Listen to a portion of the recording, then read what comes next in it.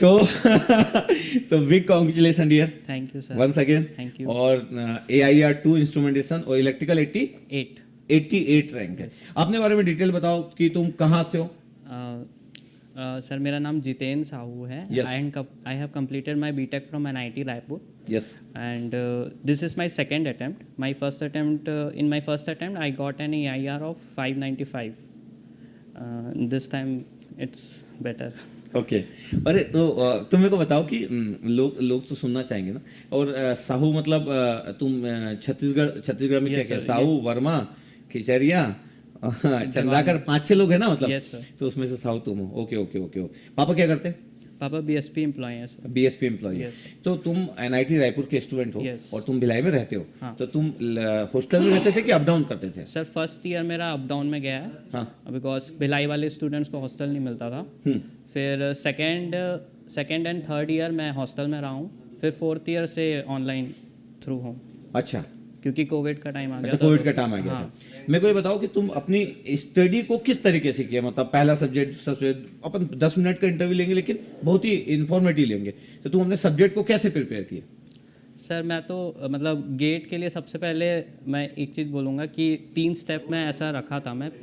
First पहले आपको exam के लिए मोटिवेट रहना है। Second is the planning part. Third is the execution part. Okay. तो मोटिवेट रहने के लिए मैं हमेशा सोचता था, जैसे जब मैं गेट का प्रिपरेशन चालू किया तो हमेशा मेरा ऐसा ड्रीम रहता था कि PSU में जाना है, गवर्नमेंट जॉब करना है, मतलब ऐसा था मेरा।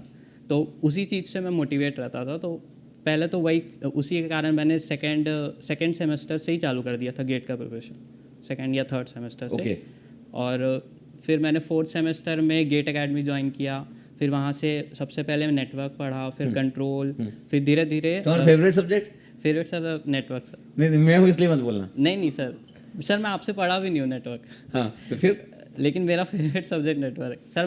मेरा फेवरेट आपसे मैं पावर इलेक्ट्रॉनिक्स पढ़ा हूँ जो मेरे को बहुत अच्छा लगता है, लेकिन फेवरेट इज नेटवर्क। अच्छा ओके।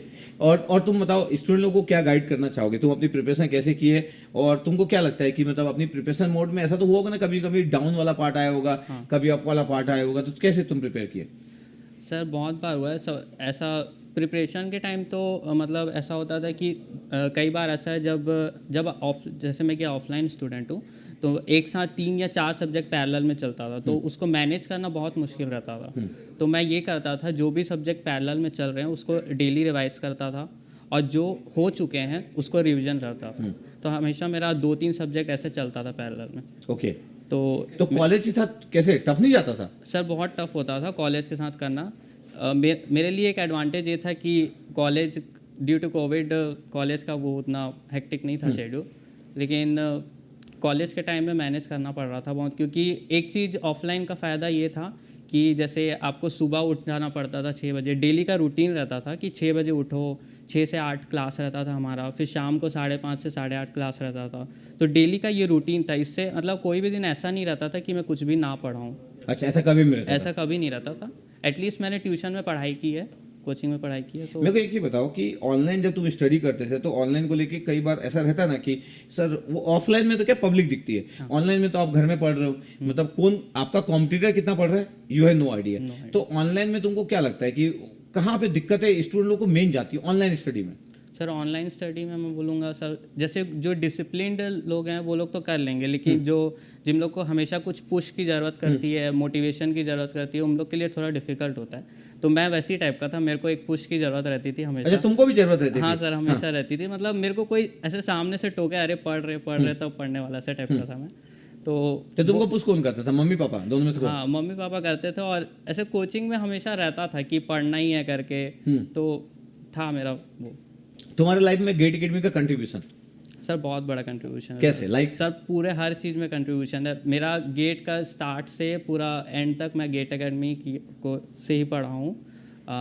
गेट एकेडमी का टेस्ट सीरीज, गेट एकेडमी का कोचिंग, गेट एकेडमी का यूट्यूब लेक्चर्स, गेट एकेडमी के लाइव क्लास, सब कुछ गेट एकेडमी। सब कुछ गेट तो मेरे को एकेडमी बताओ कि बस मैंने आज के टेस्ट डेट में सीरीज इतना सारा चीज है तो तुम सिर्फ गेट एकेडमी पे इतना ब्लाइंड बिलीव क्यों, इतनी सारी चीजें हैं, मतलब सर तुम जानते हो। मेरे को ऐसा था कि मेरे को सिर्फ एक प्लेटफॉर्म पे फोकस करना है, वहाँ से ही गाइडेंस लेना है। अलग अलग जाऊँगा तो सारी चीज़ें मिक्स हो जाएंगी। तो मैं सोचा कि एक ही जगह से लेते हैं, और उसी डायरेक्शन में मेरे को सही लग रहा था। मतलब प्रिपरेशन उसी जैसे मैं एक सब्जेक्ट यहाँ से पढ़ा हूँ तो उसके पैरेलल उसके बाद जो दूसरा सब्जेक्ट होगा तो वहीं से पढ़ूँ मैं। ये गुड डिसीजन, हाँ। बिकॉज मैं हमेशा लोगों को बोलता हूँ कि आपके पास साल एक ही है, 2 साल है, 1 साल या 2 साल, 10 साल तो करना नहीं है, तो आपके पास टाइम भी लिमिटेड है ना। तो अगर आप एक ही सब्जेक्ट को अगर 10 जगह से पढ़ोगे तो वो मिक्स हो जाएगा, मिक्स हो तो वो यूनिडायरेक्शनल नहीं रह पाएगा। ठीक है, ओके। और मेरे को ये बताओ कि तुम जो कॉलेज गोइंग स्टूडेंट्स हैं, तुम उनको क्या एडवाइस देना चाहते हो कि कॉलेज गोइंग स्टूडेंट्स को अपनी स्टडी कैसे करना चाहिए कि कॉलेज के साथ साथ आराम से अपनी प्रिपरेशन को मैनेज कर सके, उसके लिए कुछ तो मोटिवेशन चाहिए। हाँ सर, मतलब एक अगर कोई सब्जेक्ट चल रहा है तो उसको डेली रिवाइज करो, ये तो करना ही है आपको, और रिवीजन मोड ऑन रखना है और प्रैक्टिस करते रहना है डेली, ये 3 चीज़ आपको करते ही रहना है। और बाकी फिर कॉलेज तो मैनेज करना ही पड़ेगा, वो सभी को करना पड़ता है। तो मेरे को ये बताओ कि डिस्ट्रैक्शन वगैरह पार्ट नहीं होता? तुम्हारी गर्लफ्रेंड नहीं है, सिंगल हो तुम, तो डिस्ट्रैक्शन वाला पार्ट नहीं होता था कि ऑनलाइन के कारण मैनेज हो जाता था? नहीं सर, डिस्ट्रैक्शन मेरा बहुत है। मैं मतलब ऐसे है मतलब बहुत मतलब सर एनिमे वगैरह बहुत वॉच करता हूँ मैं, तो मतलब ऐसे मोबाइल यूट्यूब ये सब में बहुत डिस्ट्रैक्शन होता था। तो फिर कैसे करते थे?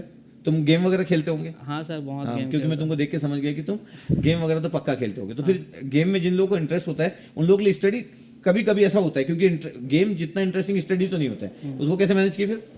सर मतलब जैसे फर्स्ट टाइम मैं दिया था जब, तो मेरा ये डिस्ट्रैक्शन वाला पार्ट ही मेरा शायद फिर वो ड्रॉबैक हो गया था, इसलिए थोड़ा रैंक पीछे हो गया। लेकिन जब सेकेंड टाइम मैं दे रहा था तो मेरा एक दोस्त था साई करके, तो उसका रैंक आया था आई थिंक 27 आया था। तो उससे मेरे को थोड़ा झटका लगा था कि ये जब कर सकता है तो मेरा इतना पीछे क्यों है, ऐसा टाइप। तो मैं भी कर सकता हूँ। हाँ, तो इसका मतलब वो वन ऑफ द मोटिवेशन था। हाँ, तो मोटिवेशन मैं हमेशा लेता रहता था। जैसे बहुत सारे बार आपका मैं एक पर्सनल चैनल भी आपका शायद, उमेश सांडे वाला। हाँ, तो उसमें आप बहुत सारे आपके मोटिवेशन देखता था मैं, तो मतलब मैं हर चीज़ से ट्राई करता था कि, और मैं शुरू से टॉप रैंकर्स का जो वो वीडियो रहता है जो गाइडेंस देते हैं वो उसको फॉलो करते आया हूँ। तो मेरा ऐसा रहता था कि उन लोग से मोटिवेशन लेना, उन लोग कैसे कैसे प्रोसेस किए हैं अपने, उन लोग अपना जर्नी बताते थे, उसको मैं फॉलो करने की कोशिश करता था। जो वो लोग मिस्टेक किए हैं उसको मैं ना करूँ, ऐसा कोशिश करते थे। Okay okay, good. मेरे को एक चीज बताओ, ऐसा कोई भी 15 दिन या 20 दिन कौन सा लॉन्ग ड्यूरेशन है जिसमें तुम स्टडी नहीं किया? मतलब हो सकता 3 दिन हो, 7 दिन हो, या 15 दिन हो, या 1 महीना, ऐसा सबसे लॉन्ग ड्यूरेशन जिसमें तुम्हारी गेट को लेके स्टडी नहीं हुई है, ऐसा लॉन्ग ड्यूरेशन कितने दिन का रहा? सर फर्स्ट टाइम में तो ऐसा कुछ नहीं था, ऐसा अभी सेकंड टाइम में सर 3 महीने का गैप हो गया था। 3 महीने का गैप? हाँ सर, क्योंकि मैं फर्स्ट टाइम जब प्रिपेयर कर रहा था तो मैंने काफ़ी, नहीं, कोई बिलीव नहीं करेगा 3 महीने का कैसे हो सकता है? हाँ सर, क्योंकि हुआ था सर, क्योंकि फर्स्ट टाइम जब मैं प्रिपेयर कर रहा था तो मैंने काफ़ी हद तक प्रिपरेशन की थी, मेरे टेस्ट सीरीज में भी मार्क्स आ रहे थे, लेकिन जब रिजल्ट मेरा जिस हिसाब से एक्सपेक्ट कर रहा था वो नहीं आया तो मैं थोड़ा डिप्रेस हो गया था। फिर मेरे को लगा कि उस टाइम सर आप लोग का इंटरव्यू के लिए भी मेरे को कॉल आया था, लेकिन मैं नहीं गया क्योंकि सर मैं खुद ही मोटिवेटेड नहीं था, तो मैं दूसरों को क्या मोटिवेट करता ऐसा लग रहा था मेरे को। तो 2-3 महीना तो मैं कुछ नहीं पढ़ा था, मतलब एकदम। कब तक? लगभग मार्च, अप्रैल, मई तक कुछ नहीं पढ़ा था। जून से स्टार्ट किए? फिर सर स्टार्ट मैं इसलिए कर पाया क्योंकि हमारा एक स्टेट इलेक्ट्रिसिटी बोर्ड का वो आया था CSEB का। हाँ, तो उससे मैं स्टार्ट किया जेई का प्रिपरेशन। जेई का? हाँ सर, क्योंकि हम लोग का भी कोर्स आया था, हमें को याद है। हाँ, वो भी कोर्स लिया था सर। वो भी लिए थे तुम? ये तो गजब हो गया। ठीक है सर, क्योंकि अब मैं फिर गेट के लिए मैं सोचा इतना प्रिपरेशन किया, उसमें के बाद भी रैंक नहीं आया, तो मैं थोड़ा सा वो हो गया था। मैं सोचा जेई का ही प्रिपरेशन कर लेता हूँ, जेई में लग जाएगा फिर आराम से गेट करूँगा। ऐसा सोचा था। इतना भी सोच लिए तुम? हाँ सर, क्योंकि मेरे को मतलब ऐसा थोड़ा सेटल होने का वो हो गया था, जल्दीबाजी थोड़ा। तो मैं जेई का प्रिपरेशन चालू किया। जेई में मैंने फिर DFCCIL दिया, HPCL दिया, बार्क दिया, ये सब का, क्योंकि थ्योरेटिकल टाइप का पेपर होता है, और फिर CSEB दिया। तो ये सब एग्जाम हो गए हैं अभी, रिजल्ट किसी का नहीं आया अभी तक। लेकिन ठीक है, मेरे को एक एकदम सबसे इंपॉर्टेंट क्वेश्चन पूछना है। हाँ, क्योंकि इंस्ट्रूमेंटेशन में तुम्हारा AIR 2 और इलेक्ट्रिकल में 88, क्योंकि दोनों ही एकदम मतलब टू गुड है। मैं पूछना चाहता हूँ कि सबसे इम्पोर्टेंट जो चीज़ है वो ये है कि अब तुम अपना तो इतना रैंक ला लिए, तुमको क्या लगता है कि, क्योंकि तुम बोल रहे कि मैं जो हम लोग का गेट एकेडमी का SSC वाला जो CSEB का कोर्स था वो भी ज्वाइन कर लिए। ये मेरे लिए बड़ा आसान नहीं है इस चीज़ को एक्सेप्ट करना, लेकिन तुम बोल रहे ये भी किए थे। सर SSC JEE के नाम से था वो। SSC JEE के नाम से था। अब मेरा ये क्वेश्चन है कि तुमको क्या लगता है कि तुम्हारे में ऐसी क्या ऐसी बात है, क्योंकि ऐसा तो नहीं कि वी आर एक्स्ट्राऑर्डिनरी, ऐसा कुछ नहीं है, तुम भी जानते हो, तो ऐसी कौन सी बात है जो तुमको लाखों लोगों से डिफरेंशिएट करती है कि तुम सेकंड रैंक और 88 रैंक लेकर पाए? कुछ तो बात होगी ना सर मेरे को ये लगता है कि मैं सर शुरू से मेरा एक ही फोकस रहा है गेट, कि मैं ना अपने कॉलेज के NIT रायपुर को कोई भी प्लेसमेंट में नहीं बैठा हूँ। ओके मैं हमेशा से ही गेट फोकस था कि गेट में रैंक लाना है, उसके बाद MTech या PSU का सोचेंगे।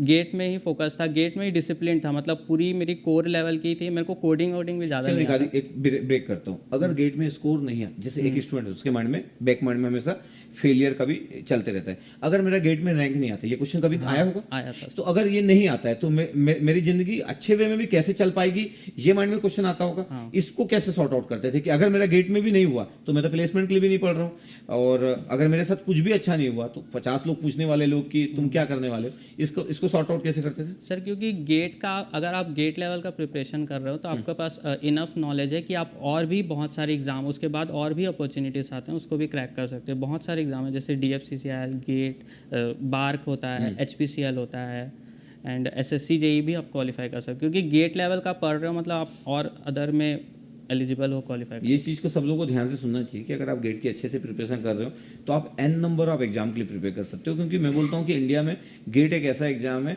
जिसके थ्रू बहुत सारे विंडो ओपन होते हैं। बस आपकी प्रिपरेशन बहुत अच्छी होना चाहिए, और जब आपकी प्रिपरेशन अच्छी हो जाएगी तो अभी मेरे को लगता है कि जो तुम जितने भी रिजल्ट तुम्हारे आने वाले ना, मतलब जो भी पेंडिंग है, जो नहीं आए, उस सब में तुम्हारा सिलेक्शन हो जाएगा। और ये कन्फ्यूजन बड़ा अच्छा है कि जब हमारा सब में हो जाता है तो फिर हमको लगे कि मेरे को करना क्या है। ये कन्फ्यूजन से अच्छा कुछ भी नहीं है, और ये आएगा तुम्हारे साथ। ठीक है, तो फाइनली तुम पापा को बताया कि नहीं रिजल्ट? तो क्योंकि रात को सो गए होंगे वो। नहीं सर, पापा ड्यूटी में अभी। अच्छा, पापा ड्यूटी में। नाइट वाला शिफ्ट है क्या? नाइट शिफ्ट है सर। नाइट शिफ्ट है, तो सुबह 6 बजे तक आते हैं क्या? हाँ, सुबह 6 बजे आते हैं, तो सुबह 6 बजे सरप्राइज देना। और घर में कौन कौन है? मम्मी को बता दिए होंगे? मम्मी को बता दी। और घर में दीदी साथ में आई है। अच्छा, दीदी साथ में आई हुई क्या? Okay okay okay. तो मेरे साइड से यार बिग कॉन्ग्रेचुलेसन, और मैं तुम्हारा ना 1 to 1 एकदम आराम से बैठ के भी इंटरव्यू लूंगा, और लोग तुमसे सुनना चाहेंगे कि तुम और भी क्या क्या चीजें, अपन और थोड़ी सी फैमिली की बात करेंगे। ठीक है, तो फाइनली तुमको इसलिए भी थैंक यू वेरी मच है क्योंकि तुम भिलाई का तुम नाम ऊंचा कर दिया, क्योंकि तुम भिलाई से हो, एग्जैक्टली भिलाई से हो, और AIR 2 AIR 88 तो तुम माहौल कर दिए मतलब। ठीक है, चलो ओके, टेक केयर। ठीक है, चलो।